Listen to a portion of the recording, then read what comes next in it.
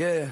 Step up, leaning, big dreams on the screen again. From the block to the band to the big stage playing. We talk wins, talk grind, talk yes you can. Hey! Welcome to A Better Chance TV. We speaking to the future on your screen. With your host Monique Robinson, you see. We talk life, talk hustle, talk dreams. Hey! We talk life, talk hustle, talk dreams. Suit jacket, kicks on her feet. Monique in the chair, whole crew on beat. Spotlight bright on the next big name. HBCU bound, writing out they own lane. Scholarship stack, new doors swing wide. From late night study to that tassel high. Entrepreneurs, scholars, whole fam tuned in. Every story here start where you stand. Welcome to A Better Chance TV. We speaking to the future on your screen. With your host Monique Robinson, you see. We talk life, talk.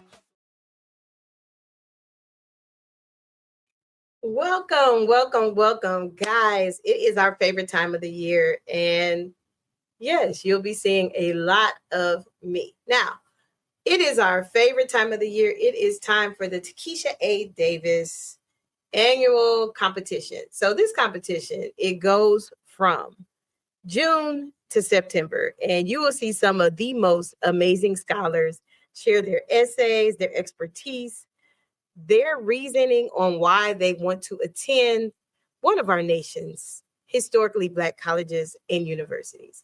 Now, today we have a special guest, but before she comes on, I have to do some announcements. I know.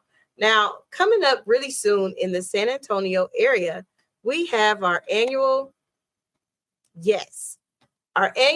HBCU summer send-off celebration. Now, if you are a scholar who completed the information to be registered, congratulations. Each scholar will get a chance to highlight their table, and you will be receiving emails soon. So please make sure you are checking your emails daily. Now, the summer send-off, we are accepting vendors, we are accepting alum, but most importantly, we need your help with getting some of those college essentials.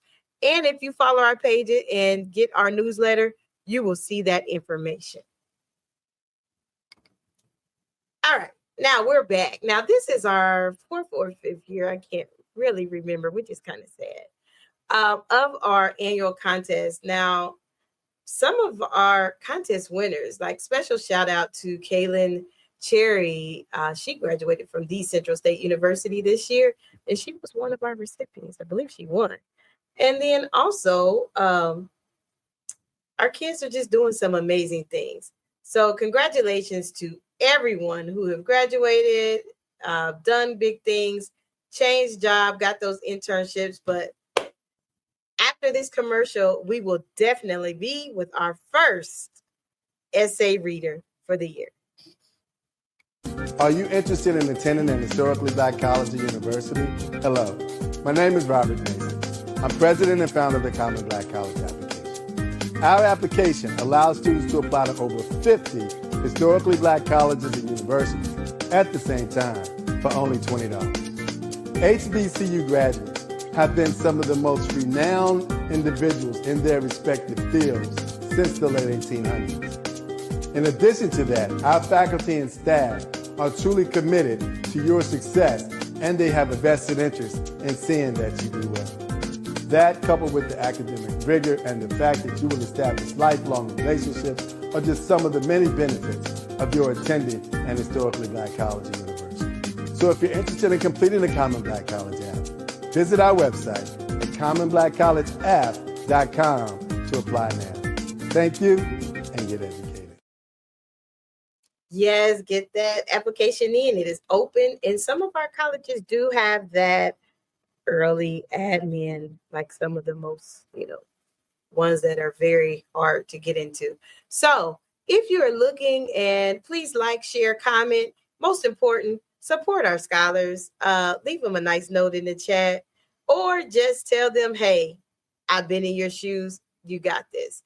Now, if you are watching, we do have our QR code. We do accept donations via Giveify, or scan that QR code and it will direct you to how you can support us, because yes, we need it. Now, I am going to invite our guest on the show. So let's see how she's doing. Welcome. How are you? I'm doing good. How are you? I can't complain. It's, hot in Texas. So where are you? I'm in the Windy City, Chicago, Illinois.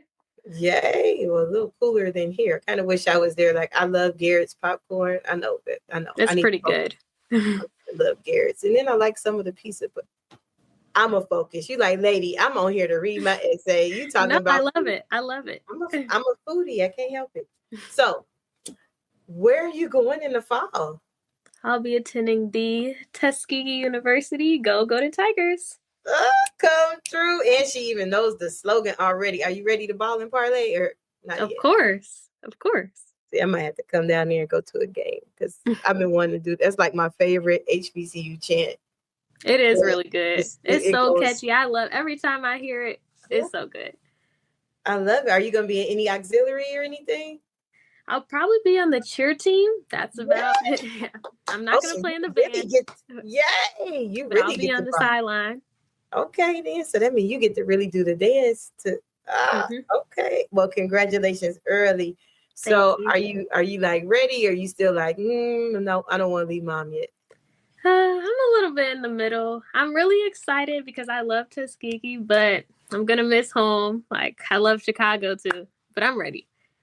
Well, I mean, at least the food is good at Tuskegee. Like, yeah, I have heard that. So, how did you hear about the contest? I always like to ask people that. So I had a scholarship mentor and she would send me a list of scholarships and I would go through seeing like if I met the requirements or which ones would be good to me. And I came across this one. I'm like, oh, I have to apply. So thankfully I moved on. Awesome. Yes. You made it to the second round. So you're in the essay round. Yay. And I actually like this round because it lets me get to talk to our scholars. I'm not a judge. They don't allow me to judge because they just figure if it was up to me, everybody would win. And it happens. I can't help it. I'm a Care Bear. But so are you ready to read your essay? Yes, I am. All right. The floor is all yours. Okay. I remember sitting in spaces where people spoke about their futures with hesitation, as if certain paths were already out of reach, not because they lacked ability, but because somewhere along the way, they were made to believe that those opportunities were not meant for them. Hearing that stayed with me. It made me realize how easily doubt can be passed down, just like struggle and limitation. In my own life, I saw what it looked like to work hard and still feel like you were trying to catch up. My mom carried everything on her own, making sure we were supported, even when it meant stretching herself thin. There were moments where stability felt uncertain, when it was clear that effort did not always guarantee ease. That reality shaped how I understood success. It was never just about reaching a goal, but about creating something more secure than what already existed. Instead of accepting those limits, I began to challenge them in the ways that I could. Through Medical Club, I worked to create a space where students felt capable of pursuing careers they once doubted. I remember one girl who was ready to change her path because she felt like she did not belong in the medical field. Our conversation was not about convincing her that she was capable, it was about helping her see that she already was. Moments like that showed me that breaking cycles is not always a visible act. Sometimes it is as simple as refusing to let doubt define what comes next. That same mindset drives my decision to pursue physical therapy. I've seen how inconsistent access to care can shape someone's quality of life, how recovery can feel out of reach depending on circumstance. I do not want to be a part of a system that only works for some. I want to be someone who bridges that gap, providing care that is not only effective but accessible and understanding. Education is what allows me to do that because I believe it can transform intention into impact. When I stepped on the campus of Tuskegee University, I felt something I had never felt before. There was a sense of belonging that did not need to be questioned. Students carried themselves with purpose, and professors were invested far beyond the classroom. The environment felt rooted in a shared understanding of growth and excellence. For the first time, I was not thinking about whether I would fit into a space. I felt aligned with it. Tuskegee showed me that I would not just be earning a degree, but growing in a community that is committed to seeing me succeed. Breaking generational cycles through education, for me, means shifting what is considered possible. It means that the sacrifices I have witnessed are not repeated in the same way. It means my younger brother will grow up seeing a future that feels attainable, not distant. It means the students I mentor will recognize themselves in spaces they once questioned. This is not just about where I'll end up. It is about what changes because I got there and who gets to see that it is possible next. Thank you so much.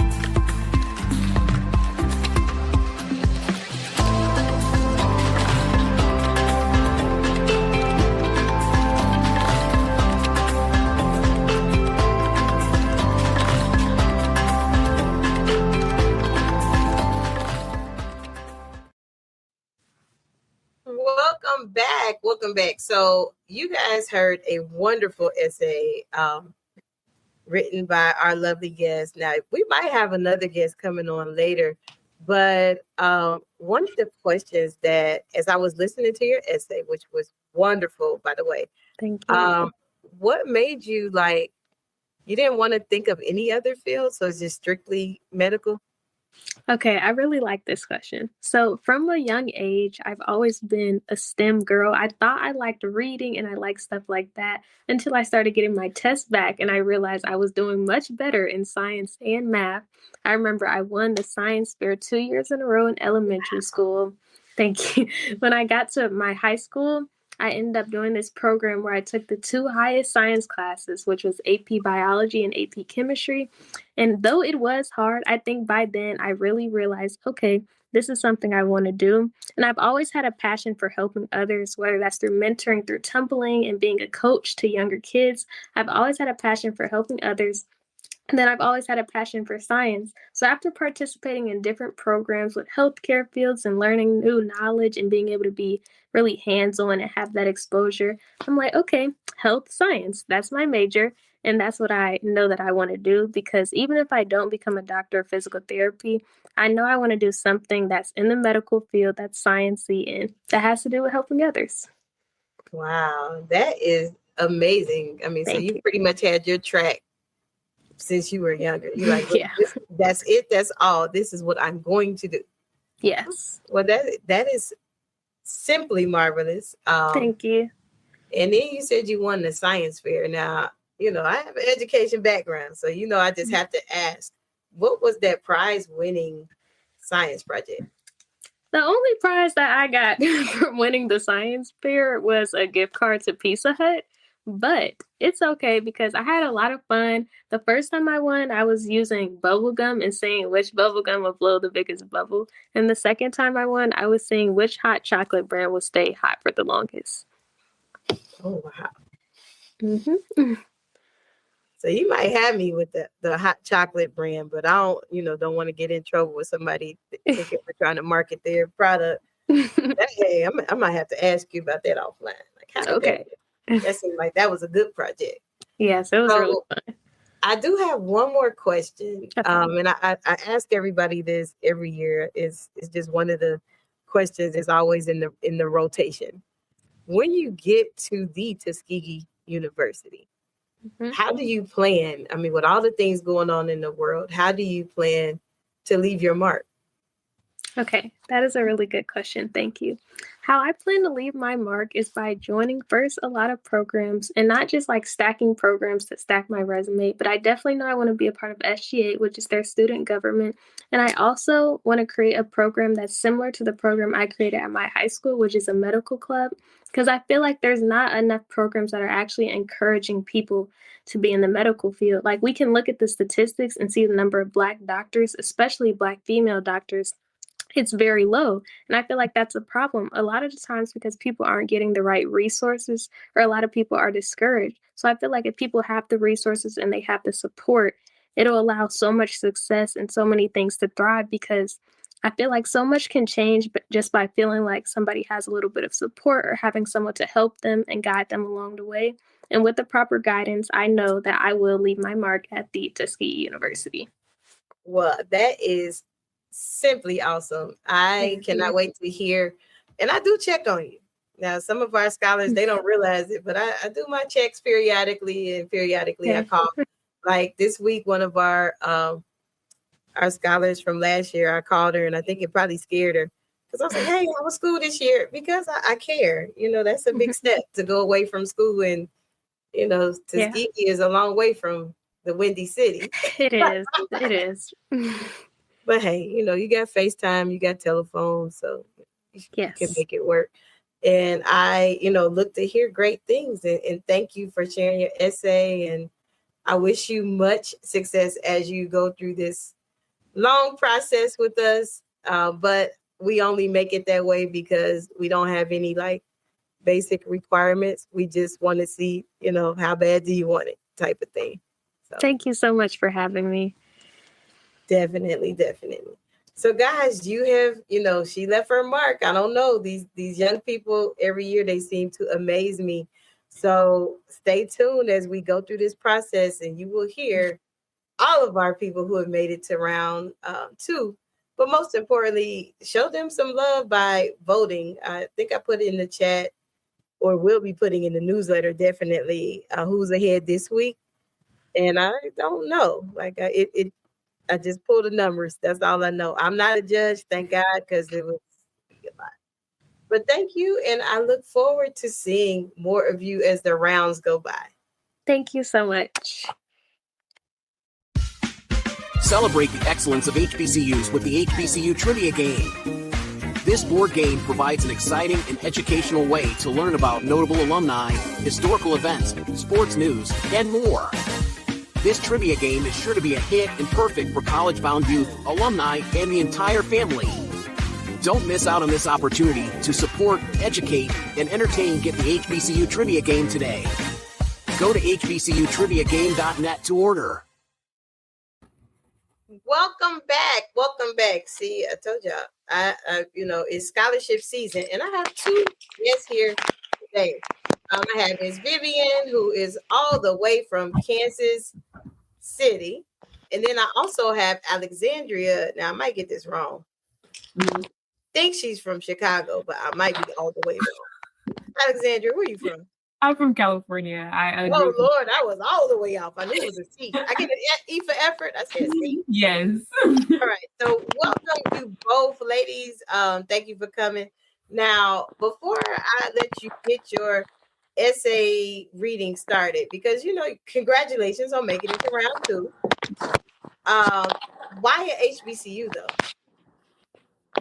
Would you like me to go first? Either one. You could go anywhere in the world, but why at HBCU? Okay, so a little bit of background on me. My mother actually attended an HBCU. And, you know, growing up, she always told me how going to an historically Black college really changed her life. It was one of the best decisions that she made. And that inspired me to also pursue a similar dream. So growing up, I would say around elementary school, this was my dream. I knew I wanted to attend an HBCU. And I just remember teachers asking me, you know, what's your dream college? And I would hear my classmates, they would say Harvard or Yale or Columbia, or because I'm from California, like UCLA or UC Berkeley. But none of those like really resonated with what I've been taught and what I know about historically Black colleges. So I will always say like Howard. And I remember a lot of my classmates and teachers would not know what historically Black college and universities were. So a lot of the time I'll have to educate. And that just grew my love for knowing I wanted to attend the HBCU, because I got the chance to share with my community what it was like for me to, number one, hear about it and to plan for the future to go there. So when I was in around 11th grade, I was a part of a nonprofit called College Bound, and we took a HBCU tour. And the first school on our list was Howard University. And I just remember the culture shock, like the absolute culture shock that I saw there. The community, people that look like me, Black women and men alike. And I remember talking with our tour guides, some of them wanted to become a part of government or like political activists or doctors. And I just remember like, wow, everybody on this campus is like that. And as I look around, I felt an urge of love, I guess you can say. I immediately felt it. And I knew at that very moment that I wanted to attend Howard University. So that was a little bit of my drive for wanting to attend a historically Black college. Okay. Awesome. So Vivian, what about you? I understood the question, even though I can't hear you. But the reason I wanted to attend an HBCU, my journey was a little bit different. If I'm being so transparent, an HBCU was not on my radar whatsoever. I attend a predominantly white institution. And the first time that I even considered going to an HBCU was because of my counselor in school. And a lot of times I would go to her because she's one of very few Black administrators at my school, and just someone I saw solace in and advice from. And I would just come to her a lot of times just frustrated with how things were going, just how that I felt like I was being mistreated. And she advised me, you should go to an HBCU. And she told me this thing that really stuck with me. She told me that you have your whole life to be a minority. And that just really stuck in my head. And I was like, if just for 4 years of my life, just feel like I really belong somewhere, then that would just make me as a person just feel immensely better in just every situation. And so that was really my drive for seeking and choosing an HBCU in general. Awesome. Now, I missed it, or I didn't quite catch it. Now, what are the schools that you guys are going to in a couple of weeks, like in the fall? Where you headed? I'm actually attending Howard University in the fall. Now, I know that's a house divided because you said your mom graduated from here. Yeah, I had to show her who the real HU was. So okay, yeah. So you remember that at Christmas, you're going to miss out on some stuff. Vivian, where are you attending? And I'll be attending North Carolina A&T. Okay, Aggie Pride. See, y'all paths might cross. Oh yeah, literally. Just saying. So, if you're watching, we are on round 2 of the Takeisha A. Davis Scholarship. I am about to exit the screen because these ladies want to share their lovely essays with you all, and they will have a dialogue. So I believe Vivian will read, they'll dialogue, then Alexandria will read hers, and they'll dialogue, and then I will return after that. The floor is all yours, ladies. Yes. I would just say yes. I still can't hear you. Yeah, you're good.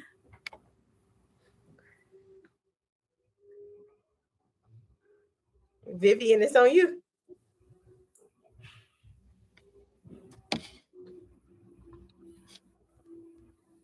Vivian, you ready?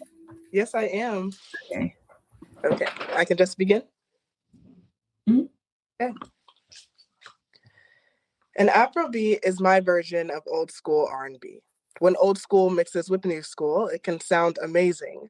I would call myself a bit of a remix, if you will, a mix of both Nigerian and Black American culture, each with their own individual sound, history, and rhythm.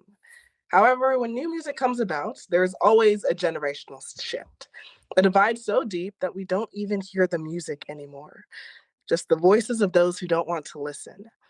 I grew up in a culture of what you know about this. Quite frankly, I know a lot and yet very little. I grew up on Nigerian culture, attending Nigerian celebrations, eating Nigerian food, and listening to Nigerian music. I lived in a little bubble of Nigeria within America.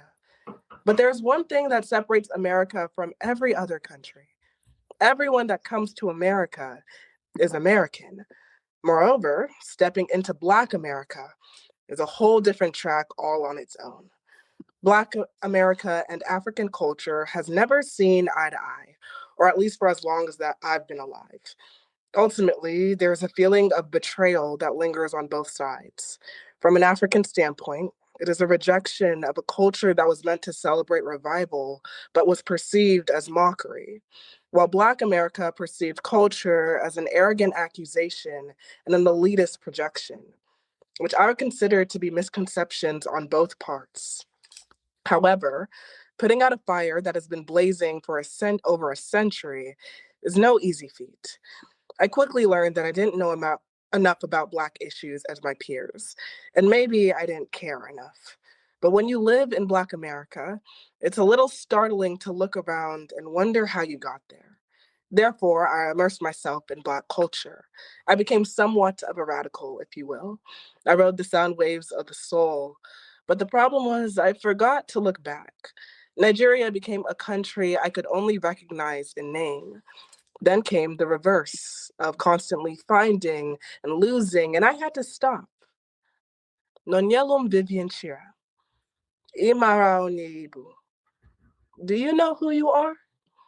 You're a remix of two cultures combined. You don't have to toe the line, but you do need to educate yourself. Not for the sake of belonging, but for the sake of understanding not only yourself, but all those around you. I grew up with people on both sides who were unwilling to learn and change, people that were so stuck in their ways that they never grew. I refused to continue that cycle. I refuse to remain stagnant. Identity isn't fixed. It is continuously growing, changing, and evolving. So take that information with you to every person you encounter. There's always more to know. A person is never known because a person is never stagnant, much like the creation of music. Thank you. Beautiful. That was absolutely beautiful. Okay, so I do have a couple follow-up questions for you. Yes. So I know you answered like a little bit of this in your essay, but how did you find your like own personal identity with being both Nigerian and Black? I think what really helped me find my own identity was realizing that I didn't have to choose. I feel as a lot of times as humans, we try to box ourselves into a certain category or a certain demographic, or we are one type of person. But in all actuality, we are made up of so many facets of human life, and no one is making us choose. And Right. we should stop having such a limiting mindset in that regard. So that's what really helped me find my own identity. Right. I love that. I love that. That's beautiful. Thank you. So my second question for you is, how did you find your favorite sound like with music? I know like it could be like a mixture, but like how did you come to that like realization, I guess is the question. I think, yeah, Nigerian music was just always something I heard. It's just like always been just what reminded me of my childhood and made me feel at home. And then obviously, like, I live in America, so obviously I hear a bunch of music. And I just think, just in general, music is just so cool. And all types of music I really enjoy a lot. And I think you can enjoy as much as you want and experience all parts. Yeah, that's beautiful. Okay. One of my third question is, well, I mean, it's kind of like similar, but like you mentioned that you went to a predominantly white institution, correct? Yes. Okay, so how did you find I guess with you wanting to fit in and like listen to their music versus you being like, no, like I want to share like a little bit of my music with you guys, you know? And also like, did that ever make you feel, I guess, like left out or like not seen as much because maybe like they would listen to, you know, like a different type of music than you. So like how did that make you feel, I guess? Yeah, I feel, especially when I was younger, just not being able to relate to your peers was kind of an isolating experience. But as I grew up, I learned that individuality is one of the most amazing gifts you could have as a person, and being able to stand out and stand on your own. And just having something that differs you from everyone else can be so impactful. So yes, at times, like I did wish I understood more, knew what they were talking about, but then I also realized the value in me having my own thing, if that makes sense. Yeah. And I also heard you mention something about being stagnant, like not being stagnant in your identity. Yes. So Yeah. how did you like continue to push forward in finding who you are? Like, what was that process like for you? Again, I think it was just finding people that Mm. understood me and then just being willing to grow. Yeah, Growth can be a really scary thing. Change can be a really scary thing. Um, but like I said before, humans are continuously evolving. We're continuously changing, growing, and learning, and being able to embrace that, I think is just one thing that's just so helpful. absolutely. That is beautiful. That is unfortunately all my questions I have for you. But that was a beautiful essay. Thank Like you. across the board, that was beautiful. Thank you for sharing that part, like about your background and like your history with me. It was beautiful. Thank you. Okay, so you mind if I share my essay too? Yes, please do. Okay, for sure. Okay, so health and safety are things that many people take for granted, but one experience shaped who I am and how I respond when life shifts unexpectedly. When I was 10 years old, I watched my father struggle to stay afloat in the water. Seeing him grasp for air and call for help terrified me. I felt frozen and helpless. I did not yet realize that this moment would become the beginning of my resilience. A year later, when I was 11, my father was rushed to the hospital and coded twice. 6 months after that, everything changed. My mother had to quickly prepare for a move to Chicago so my father could receive a heart transplant. I helped her shut down our home, pack our belongings, and prepare for uncertainty while she focused on his health. My younger sister and I were first sent to North Carolina to stay with my family until my mother could care for us again. Even though we were surrounded by relatives, everything felt unfamiliar. I was navigating online school during COVID while living with constant uncertainty about my father's survival. And at 11 years old, I felt responsible for helping to take care of my younger sister, trying to make her feel safe, even when I was scared myself. Childhood shifted into responsibility almost overnight.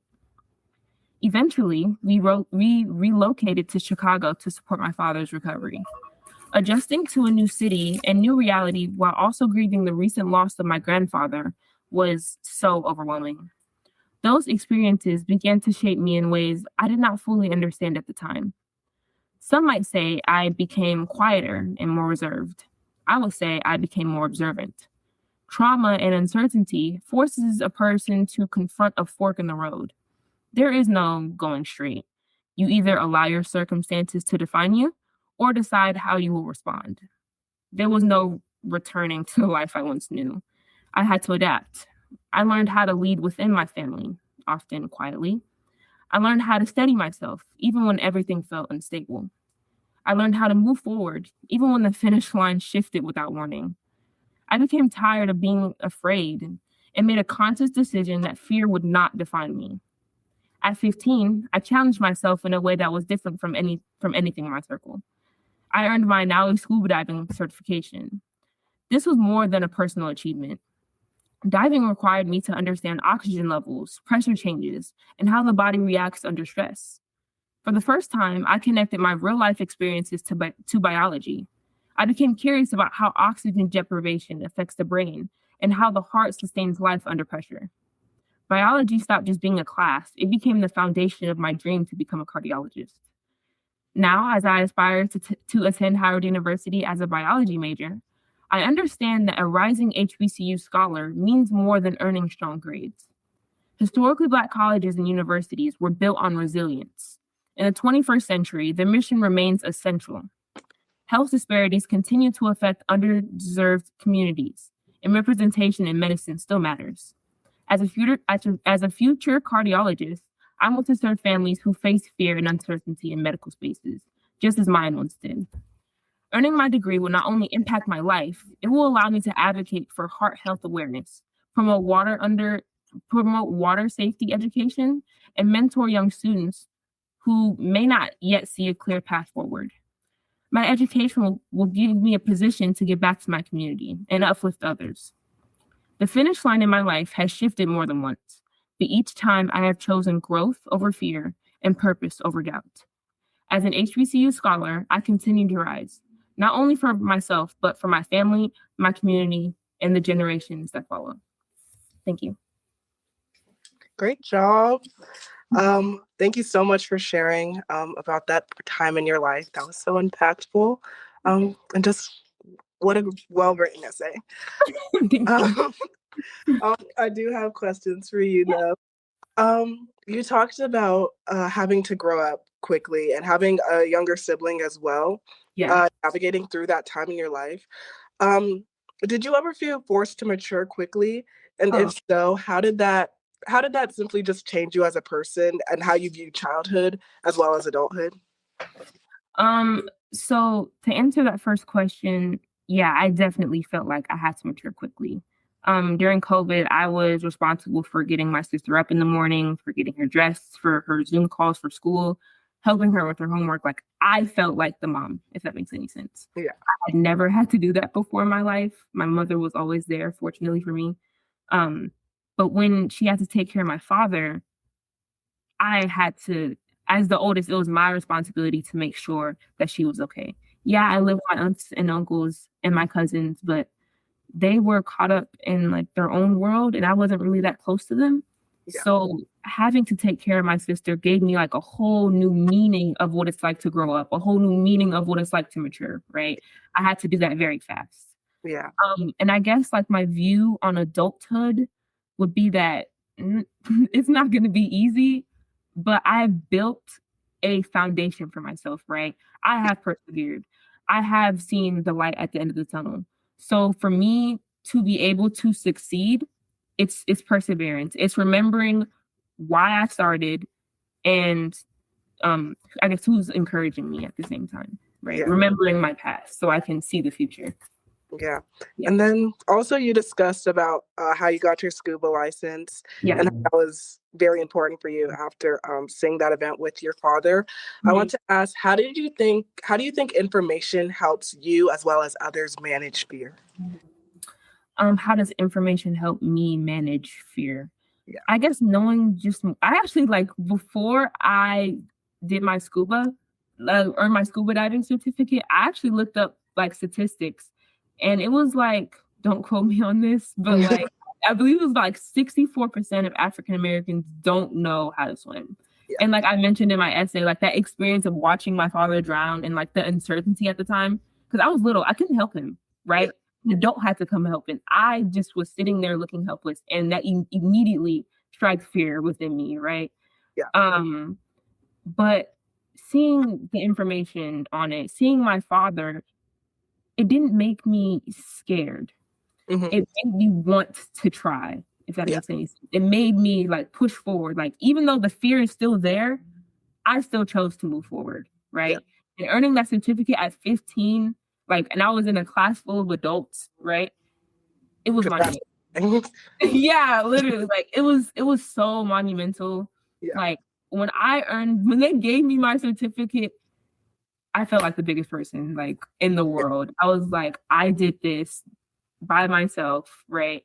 I overcame my fear of the water. And that was like my way of showing others like, hey, it's possible. Don't let your fears define you. Like, just keep persevering. Like, you'll do okay, you know?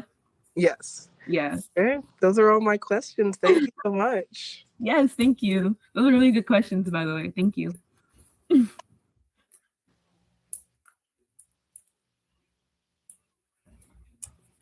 Awesome ladies, wonderful essays that you both presented today. And I do have one question for both of you before we get out of here. Why should our audience vote for you? Good. Would you like to go first or me? Oh, I can go. Okay. So I would say, like, especially throughout my high school career, a lot of people have undermined me. Right. A lot of people said I wasn't going to get into Howard, you know, despite my good grades, despite my good letters of recommendation. I had like a lot of people hating on me at the time. Right. But again, just like with all the things that I talked about in my essay, me being able to overcome, me being able to persevere like severely, I think that's what sets me apart completely. My my perseverance, my willingness to not give up, even when times get hard, like I see the light at the end of the tunnel. I know exactly what my goal is, and I will do absolutely anything to attain it. And a little bit of like background on me. I mean, I guess I kind of like already shared it about like how people just completely undermined me, but I didn't pay attention to that, right? I still saw my future. I knew exactly where I was gonna go. I knew exactly what I was gonna do, and I'm still the exact same way, present day, about to go to the school of my dreams, essentially. So I think that my willingness to persevere and see it through, even when it's tough, I think that's what sets me apart from the other contestants. Okay. Okay. Why I think people should vote for me is simply because I believe that I do stand out from my point of view and my perspective due to the fact that I do come from an immigrant background. And being Black American while also being part of an immigrant family is definitely a topic that is not often discussed, oftentimes because what happens, instead of leaning into that background or history, a lot of Black Americans who come from immigrant backgrounds just assimilate. Therefore, I believe that I speak from a different perspective of someone who is, yes, willing to branch out into this new community of people while still carrying my cultural roots. Therefore, I just think I'm just someone who is an individual who just stands out from the crowd. And I hope people will recognize that and vote for me. Awesome, awesome. Well, you guys are definitely going to be a tough act to follow. As people know who watch us every year, this contest goes from June to September, and I wish you both much success as we go through the weeks. We won't have cuts anytime soon, but if you are interested in voting for these lovely ladies, the information is in the newsletter. So congratulations to you both on making it to the next round.